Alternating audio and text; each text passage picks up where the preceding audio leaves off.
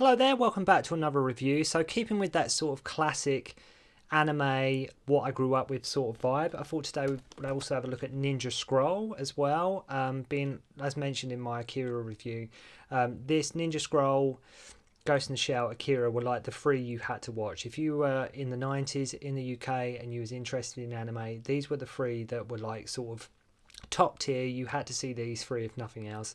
So yeah, we're just getting into Ninja Scroll today. A little brief review, overview of the film, what I thought about it. I love this film. Absolutely love this film.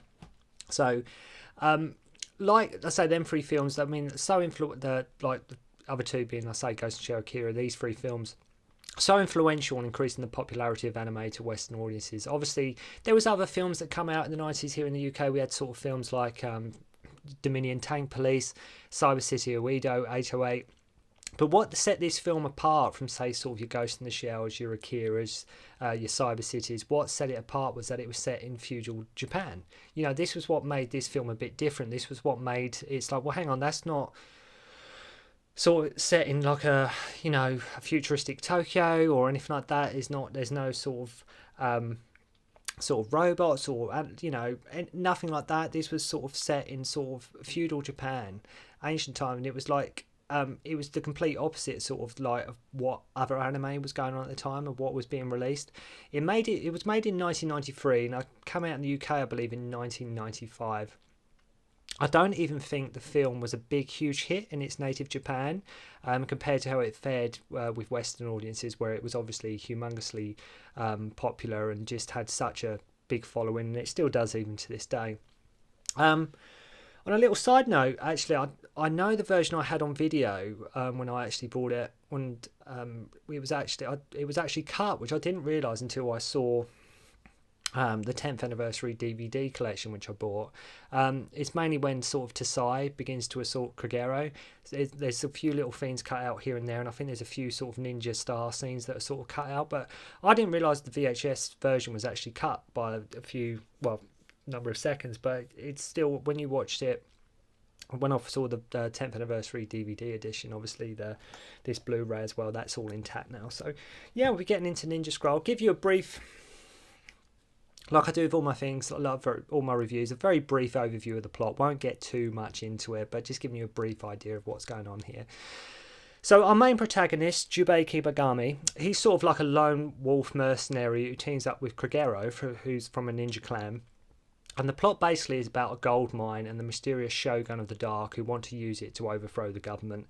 When one of these shipments of gold runs ashore after a storm in Shimono village, all the villagers are killed and authorities are saying it's like an epidemic, there's an illness, there's something going around. Turns out they were killed by the 8 devils of Kamon. And it's these 8 devils of Kamon that really make this film fun.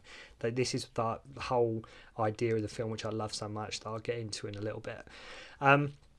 And these 8 devils come on. These are like supernatural group of ninjas, all with different powers, and they sort of killed these villagers to sort of cover up this shipment of gold that sort of run ashore because they didn't want word getting out, that kind of thing. And they're led by Lord Gemma, who Jubei actually killed at some stage before, but has come back, and he's working for the mysterious Shogun of the Dark. So that's like a brief overview of the plot, and although the plot, it may be a touch on the thin side, it may, you know, just being about a gold mine and just wanting to overthrow the government. You know, this is what they're trying to do with this gold, and they're trying to just basically take control. It's that whole stereotypical cliche thing. But as mentioned, it's the 8 Devils of Kamon that really make this film fun and amazing. It's these characters, these sort of bosses, if you will. They're like boss battles.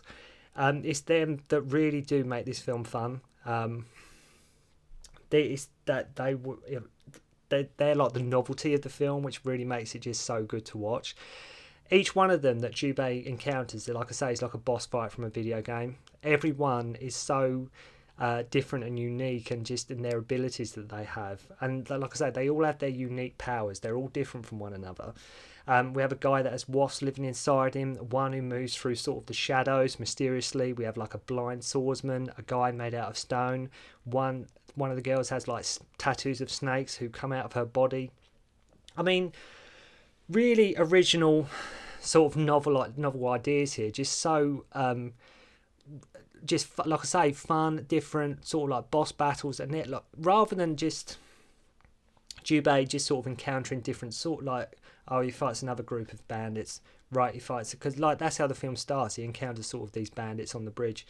Rather than it being like that, there's this real supernatural, demonic, sort of magical element to this film, and that's what makes it so good. Seeing these kind of things happen in a very sort of, like I say, ancient sort of feudal Japan setting. That is that contrast that really does work. It really does allow the film to sort of have sort of a light and a dark, and it just like that them two opposing things to have sort of futuristic sort of like I say, powers and supernatural elements, but set in that ancient setting, really does. I love that. It really does make it so much fun.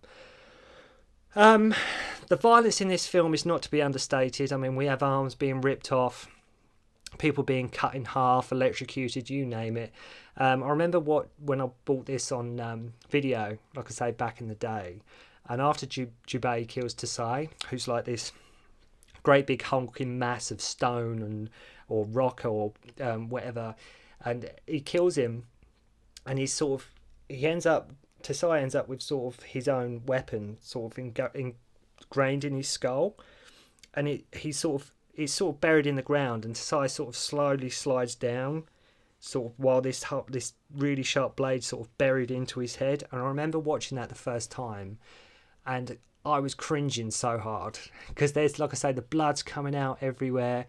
And even now when I watch it, I still go a bit like that because it's the noise as well that it makes. And as I say, this film is not for the squeamish. It's a very fun film. I think it's a very fun film. It's 90, well, just over 90 minutes long, and I just love this film. It's a really sort of, because I remember it took me, I think it might have taken me a couple of viewings to just sort of get into it a little bit, because you when it's set in sort of ancient times, you're not quite sure where the film's going, but as the film slowly gets, like, when you're about half hour in or so, you realise that this is like really good fun. This is like so cool because, like I say, all the Eight Devils of Kimono are all so different from one another. It's not like they're just all the same. They're all just a bunch of henchmen or anything like that.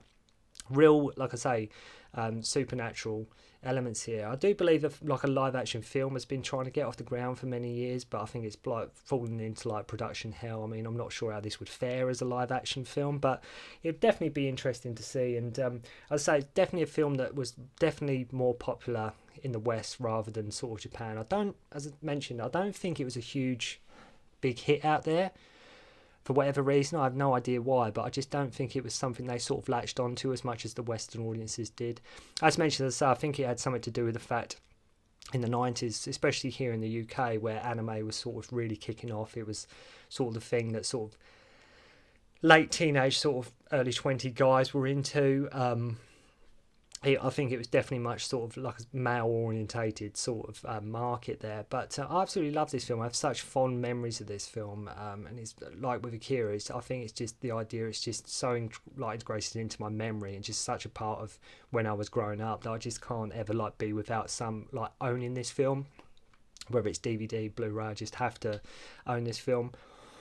Like at the time, like I say, when it came out, most people have seen this.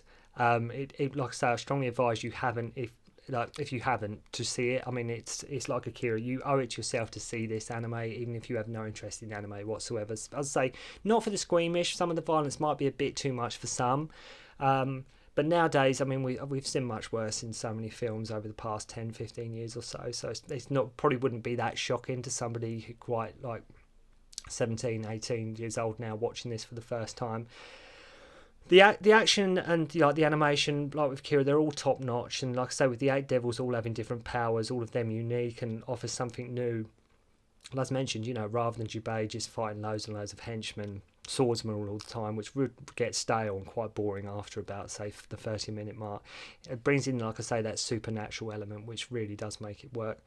I do believe the Wachowskis of the Matrix fame were a big fan of this film, and if I recall correctly, I think the director of this film did he do some of the segments for the Animatrix when it came out. I'm not sure if that's right or wrong, but there's something in my mind that thinks he did. I know this film, they were big fans of this film when making The Matrix. If I have any like sort of criticisms of the film in terms of just like I say, just the body of work that it is, like through all the supernatural and demonic elements and that, like how fun it is and how, you know, there's just that, say, them powers and all that going on. The film is basically essentially just about a gold mine. Like, this is like sort of all, that is the whole root of the plot. It's just about gold mining, just like I mentioned, you know, just overthrowing the government. So that the plot, you could argue, is a little bit thin. But where the action comes thick and fast, it doesn't slow down. Every battle is unique. Everything is different. There's a different way Jubei has to kill every single demon. Like the blind swordsman fight is really good fun. You know, when he's taking on like the guy who's like got wasps in his back, ends up with the like, he sort of lures him underwater, where he's underwater and then he sort of throws his swords up, cuts off his arm. The guy, the devil falls into the water, and obviously he's got wasps sort of growing in his back, so the wasps end up getting frustrated and angry and end up sort of stinging him, and just it's just like such a unique, different thing. It's like I say, the imagination here, I mean, with some of these ideas was really, really off the chart. So yeah, that's the only criticism I have, like I say, regarding the plot. And also, like Lord Gemma, I didn't think he was much of a villain. I think it's mainly because, not to take anything away from the main villain himself, but I mean, for example, he's sort of hardly in the film anyway. And as you spent about 80 minutes watching Jubei take out all these 8 devils, you've watched all these unique different battles.